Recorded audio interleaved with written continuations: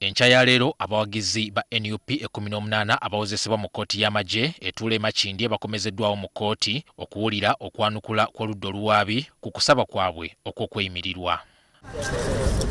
Mu lutuula lwa kkooti eno olutakkiriziddwamu bannamawulire kitegerekese ng'oludda oluwaabi bwe lusabye kkooti okugoba okusaba kuno. Omwami ono ataddeyo okusaba kuno oba owa poliisi ono tabeerangako mu kkooti, tabeerangako si yakola okunoonyereza ku musango guno. So ne tusolowooza nti ne tubategeeza abakulu bano nti byonna bye bataddeyo bimenya amateeka, tebisaanira kuyimirirwako. Ekimu ku byagambye agambye nti abantu abamu be twaleeta okweyimirira mulimu Honorable Zaake tasaana kubanga kkooti y'e Masaka yamuwa kakalu ka bbeeru, yamuyimbula kakalu. Kaakati ndooza mu kujingirira oli mu mutwe yadde alinamu Ssegiriinya naye ate ng'obwongo bumulaga Zaake n'abeera nga byombi abitaddemu abitabudde. Naye nga Honorable Zaake talina musango gwonna mu kkooti y'e Masaka era kitegeeza tayimbula nko kakalu, naye nkyakitadde mu kkooti ng'awakanya. Guno si gwe mulundi ogusoose nga bano basaba okweyimirirwa, ng'okwasooka kkooti yakugoba nga yeesigama ku kyokuba nti abajulizi abasooka okuleetebwa tebaali ba muzinzi.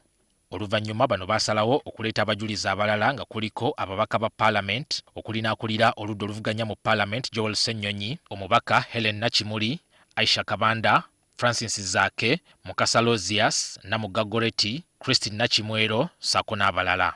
Wabula kino oludda oluwaabi lukiwakanyizza nga lugamba nti bano okuleetebwa ng'abajulizi omusango guba ng'oguyingiziddwamu ebyobufuzi. Ekisooka kya buswavu kubanga tewali tteeka ligamba nti memba wa Paalamenti teyeeyimirirenga muntu oyo gw'alinako obuvunaanyizibwa. Kyokka ng'ate bannaffe kye batugamba, ffe nno kye tugamba tekiriyo mu mateeka kubanga omukulembeze oyo omu ku bantu abasinga okuba n'obuvunaanyizibwa era bw'osobola okukakasa tajja kulaba nti abantu be bakomawo mu kkooti.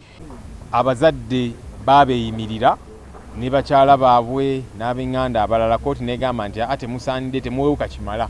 Ne tugamba nti kale ng'ababaka katujje naffe tubeeyimirire tulabe kkooti ki kyegamba, kuba ekyogamba nti omuzadde w'omuntu mukyala we tasaanidde tawewuka kimala kumweyimirira nga surety kikyamu, kimenya amateeka. Etugamba kale katujje naffe ng'abakulembeze tulabe oba kkooti naffe neetugaana. Abasibe baakwatibwa mu Desemba wa 2020 wabula ab'eŋŋanda z'abantu bano bagamba nti omusango gukwatiddwa mu ngeri ya kasoobo. Kubanga tutambudde emyaka 3 tewali kigenda mu maaso, naye ffe tusaba batuwe abantu baffe kubanga balina famire, naffe abazadde baali batulabirira.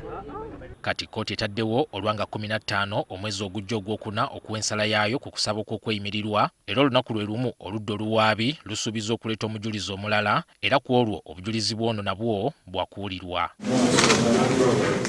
Ani Walukatamba, NTV Akawungezi.